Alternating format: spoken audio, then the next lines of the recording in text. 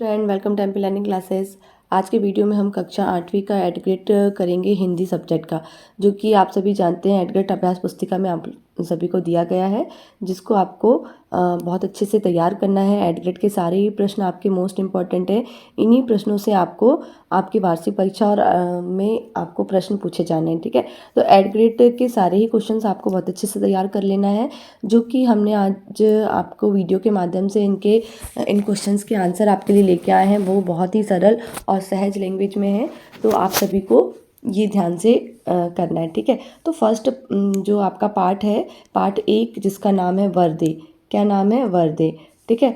तो इसका अति लघुत्तरीय प्रश्न के रूप में जो प्रश्न पूछा जा सकता है वो है, कवि स्वतंत्रता का मंत्र कहाँ भरने की बात कह रहा है, ठीक है। तो ये आप प्रश्न क्रमांक 1 अपनी जो अभ्यास पुस्तिका है उसमें देख सकते हैं। प्रश्न क्रमांक 1 पंक्ति 1 से 3 के बीच में, ठीक है।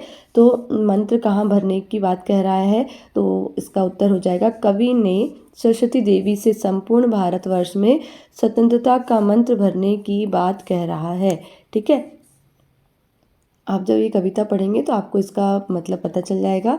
नेक्स्ट आपका क्वेश्चन है प्रश्न 2, विद्या की देवी किसे कहा जाता है? तो विद्या की देवी वीणा बजाने वाली सरस्वती माता को कहा जाता है, ठीक है। नेक्स्ट क्वेश्चन है आपका तीसरा, नव नभ से कवि का क्या आशय है? तो इसका उत्तर हो जाएगा, नव नभ से कवि का आशय है कि सभी प्राणी नए भारतवर्ष की रचना करें और उन्हें इस निर्माण में सभी नए साधन प्राप्त हों, ठीक है। तो ये आपका तीसरे नंबर क्वेश्चन है। एक कुछ लघुत्तरीय प्रश्न है जो कि आपको 3 से 4 नंबर के प्रश्न के रूप में पूछे जा सकते हैं। इनका उत्तर हम देखते हैं।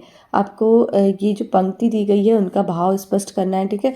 तो पंक्ति आपकी, काट अंध उर के बंधन स्तर, बाह जननी ज्योतिर्मय निर्झर, कलुष भेद तुम हर प्रकाश भर, जगमग जग कर दे, ठीक है। तो इसका आपका अर्थ हो जाएगा, मनुष्य मात्र के हृदय में जो अज्ञान के भिन्न भिन्न स्तरों के बंधन हैं उन्हें काट दे, है ना।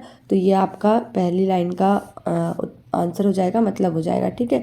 और इसके आगे, और उन्हें हर प्रकार के अज्ञान से मुक्त कर दे, उनके हृदय में ज्ञान का ज्योति रूप झरना बहा दे, मन के विकारों को दूर कर दे, अज्ञान के अंधकारों को मिटा दे, ज्ञान का प्रकाश भर दे, संपूर्ण संसार को जगमगा दे। इस पंक्ति का अर्थ है, ठीक है। नेक्स्ट क्वेश्चन है क्वेश्चन नंबर 5वां, नवजात शिशु के चरण कमल के समान सुंदर हैं। वाक्य में उपमेय, उपमान, साधारण, धर्म एवं वाचन शब्द छांटकर चुनिए, ठीक है। तो चलिए उपमेय हम देख लेते हैं। उपमेय यहाँ पे क्या है? नवजात शिशु के चरण, ठीक है। उपमान मतलब किसकी उपमा दी गई है? कमल की, ठीक है। नेक्स्ट है साधारण, धर्म, सुंदर, जो कि साधारण है। वाचक शब्द कौन से हो जाएंगे? के समान, ठीक है। तो ये सभी आपको पता होना चाहिए। नेक्स्ट प्रश्न है प्रश्न 6वां, आकाश के पर्यायवाची, है ना। तो आकाश के पर्यायवाची क्या होंगे? नभ, गगन, आसमान, ठीक है।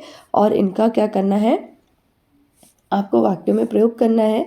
तो नव का हो जाएगा, नव नभ के माध्यम से कवि कहना चाहता है, ये आपका वाक्य बन जाएगा। आसमान में पक्षी उड़ते हैं, ठीक है। और गगन से आप बना सकते हो, तारे गगन में टिमटिमाते हैं, ठीक है।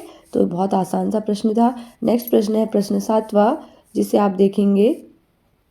प्रश्न 7वां है, आप माँ सरस्वती से अपने राष्ट्र के लिए वरदान में क्या मांगना चाहेंगे? तो इसका उत्तर हम लिख सकते हैं, हम माँ सरस्वती से वरदान चाहते हैं कि संपूर्ण भारतवर्ष में स्वतंत्रता की नई भावना का अमर मंत्र भर जाए, प्रत्येक व्यक्ति के हृदय में विभिन्न स्तर के अज्ञान का अंधकार दूर हो जाए तथा सर्वत्र ज्ञान की ज्योति का झरना बहने लगे, मन के विकार दूर हो जाए, अज्ञान का अंधकार नष्ट हो जाए तथा समस्त संसार ज्ञान के प्रकाश से चमक उठे। ये आपको कविता के माध्यम से कहा गया है, जो कि आप इसका आंसर बनाएंगे, ठीक है। नेक्स्ट है आपका मूल्यांकन के रूप में जो पूछा जाना है, मूल्यांकन हम इसका कर सकते हैं। प्रश्न 8वां है जो मूल्यांकन के रूप में दिया गया है, वर्दे कविता में वीणा वादनी किसे कहा गया है? तो वर्दे कविता में वीणा वादनी माँ सरस्वती को कहा गया है, ठीक है। तो ये आपका मूल्यांकन हो जाएगा। नेक्स्ट है आपका, उपमा अलंकार किसे कहते हैं? लिखिए। तो उपमा अलंकार किसे कहते हैं? जहाँ दो वस्तुओं की उनके समान गुणों, स्वभाव या धर्म के आधार पर तुलना की जाती है वहाँ उपमा अलंकार होता है। उदाहरण, पीपर पात सरिस मन डोया। ठीक है। नेक्स्ट आपका दीर्घोत्तरी प्रश्न है, वर दे कविता में कवि प्रकृति की निम्न किन किन वस्तुओं में नया रूप देखना चाह रहा है, विस्तार पूर्वक लिखिए। तो चलिए इसका उत्तर देखते हैं। वर दे कविता में कवि निराला जी, कौन है इसके कवि? निराला जी अपनी कविता में प्रकृति की ही वस्तु का चित्रण नए रूप में किया है। वे चाहते हैं कि प्रकृति में कोई भी वस्तु अपने पुराने अथवा अतीत के स्वरूप में ना बनी रहे। वे चाहते हैं कि वहाँ मधुरता हो, भावुकता हो, सजीवता हो, क्योंकि प्रकृति अपने गति प्रधान स्वरूप में मनुष्य मन को शुद्धता, पवित्रता और कोमलता प्रदान करती है। प्रकृति अपने प्रत्येक बदले हुए स्वरूप में प्रेम और सौंदर्य का उपदेश देती है। ठीक है। तो ये आपके सारे प्रश्न जो दिए गए हैं एड ग्रेड में, आपको बहुत अच्छे से तैयार करना है।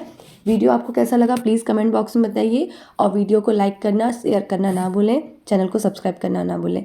मिलते हैं नेक्स्ट वीडियो में। Thanks for watching.